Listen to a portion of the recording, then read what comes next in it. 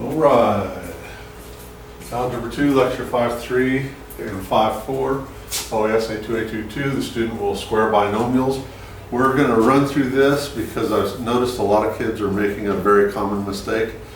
And I want you to be aware of it and to stop making that mistake if you're making this mistake. So here's what we're going to do. We're going to find each product, which means we're going to be squaring binomials. Binomials are two monomials that are either added together or subtracted from one another. Okay? And to square them, the most common mistake people make when they square these is they'll square both of them. They'll say 25p squared plus 64, and that is almost always one of the choices in a multiple choice scenario, and it's wrong. Don't do that. When we square a binomial, you take the binomial, in this case it's 5p plus 8, multiply it by itself. So the reason we can't do this is because of that plus sign right there. And then once we multiply these together, once we have it written like this, we just FOIL. We take this term and distribute it, which will give me 25p squared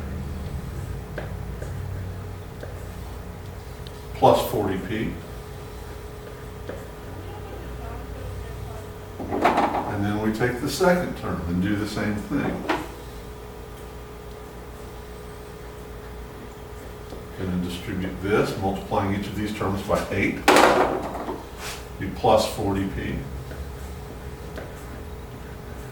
plus 64. And then we combine our like terms, and we wind up with 25p squared plus 80p, 40p plus 40p, plus 64. And that is the correct way to square a binomial. Okay? Don't do this. This right here, no, don't do that.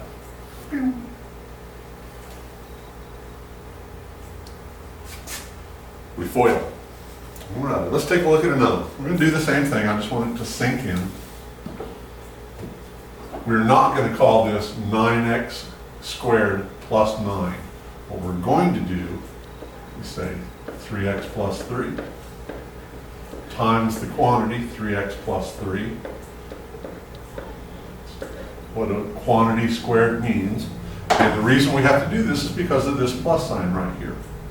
Okay? If these were products, then we could just square each of the products using the properties of exponents, but this is a sum. So we have to use the distributive property in this case, or what we call FOIL. First, outside. This will give me 9x squared plus 9x. And then multiply inside the two innermost and the last one in each set of parentheses, FOIL. Or you can think of it as double distributive. And then once we get that, whoops, do an extra 9 in there, or extra x rather. Once we get that done, we combine our like terms, and that will give us 9x squared plus 18x plus 9, if I haven't made any mistakes. I don't think I have. 9x squared plus 9x plus 9x another, yep. That looks good. Alrighty. Somewhere around here I've got the key for this. I'll look for it briefly.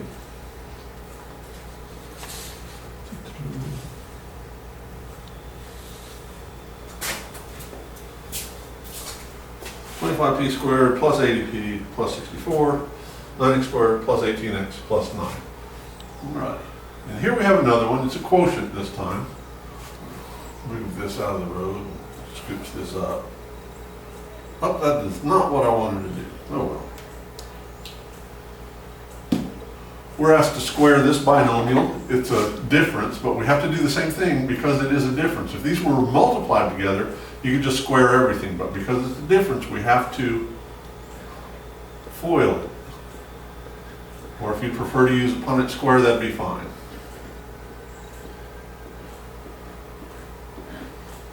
Here we go. 8v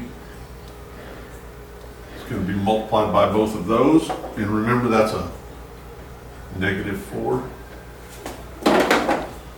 And this will give us 64v squared minus 32v. And then we take this term, and don't forget the minus sign travels with it, so to speak, and multiply it by both of these terms.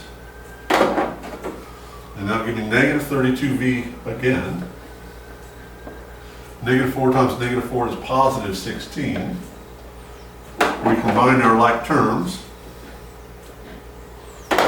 and this will yield 64v squared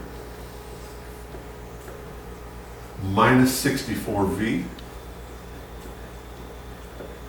plus 16, if I haven't made any arithmetic mistakes. And luckily I've got the key right here in my hand, so I can check it real easily. 64v squared minus 64v plus 16, yay!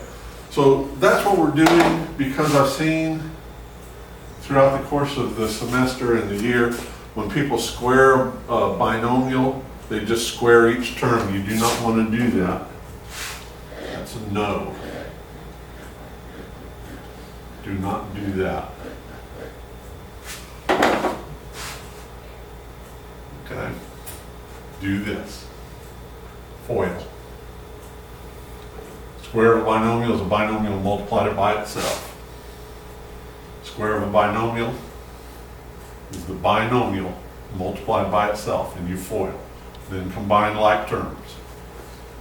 If you've done this in the past, I just want you to remember that so you don't make a silly mistake on the ACT. You can do this.